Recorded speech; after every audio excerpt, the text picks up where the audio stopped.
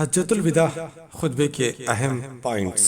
میدان عرفات میں اللہ تعالیٰ کے آخری رسول حضرت محمد صلی اللہ علیہ وسلم نے 9 ذی الحجہ 10 ہجری کو جو خطبہ دیا تھا، آئیے اس خطبے کے کچھ اہم پوائنٹس کو ریپیٹ کر لیں، کیونکہ رسول اللہ حضرت محمد صلی اللہ علیہ وسلم نے فرمایا میری ان باتوں کو دوسروں تک پہنچاؤ۔ رسول اللہ حضرت محمد صلی اللہ علیہ وسلم نے فرمایا اے لوگو سنو، مجھے نہیں لگتا کہ آئندہ سال میں تمہارے درمیان موجود رہوں گا، میری باتوں کو غور سے سنو اور ان باتوں کو ان لوگوں تک پہنچاؤ جو یہاں نہیں پہنچ سکے۔ اے لوگو، جس طرح یہ آج کا دن، یہ مہینہ اور یہ جگہ عزت اور حرمت والی ہے، بالکل اسی طرح دوسرے مسلمانوں کی زندگی، عزت اور مال حرمت والے ہیں، تم اس کو چھیڑ نہیں سکتے۔ لوگوں کے مال اور امانتوں کو واپس کر دو، کسی کو تنگ نہ کرو، کسی کا نقصان نہ کرو، تاکہ تم بھی محفوظ رہو۔ یاد رکھو تمہیں اللہ سے ملنا ہے اور اللہ تم سے تمہارے اعمال کے بارے میں سوال کرے گا۔ اللہ نے سود ختم کر دیا ہے، اس لیے آج سے سارا سود ختم کر دو، معاف کر دو۔ تم عورتوں پر حق رکھتے ہو اور وہ تم پر حق رکھتی ہیں، جب وہ اپنے حقوق پورے کر رہی ہیں تم ان کی ساری ذمہ داریاں پوری کرو۔ عورتوں کے بارے میں نرمی کا رویہ قائم رکھو، کیونکہ وہ تمہاری پارٹنر ہے اور بے لوث خدمت کرتی ہیں۔ کبھی زنا کے قریب بھی مت جانا۔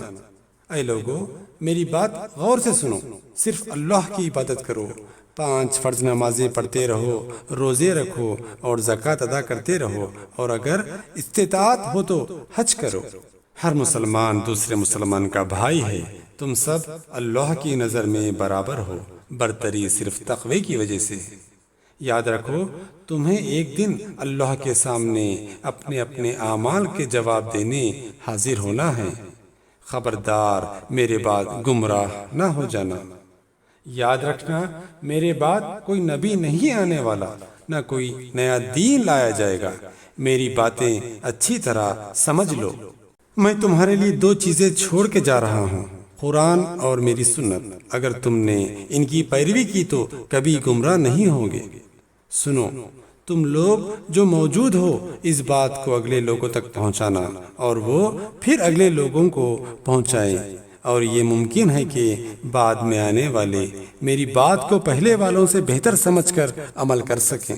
پھر آپ صلی اللہ علیہ وسلم نے آسمان کی طرف چہرہ اٹھایا اور کہا اے اللہ، گواہ رہنا میں نے تیرا پیغام تیرے لوگوں تک پہنچا دیا۔ اللہ ہمیں ان لوگوں میں شامل کرے جو اس پیغام کو سنے یا پڑھے اور اس پر عمل کرنے والے بنے اور اس پیغام کو آگے پہنچانے والے بنے۔ اللہ ہم سب کو اس دنیا میں نبی رحمت کی محبت اور سنت عطا کرے، اور آخرت میں جنت الفردوس میں اپنے نبی کا پڑوس عطا کرے۔ آمین یا رب۔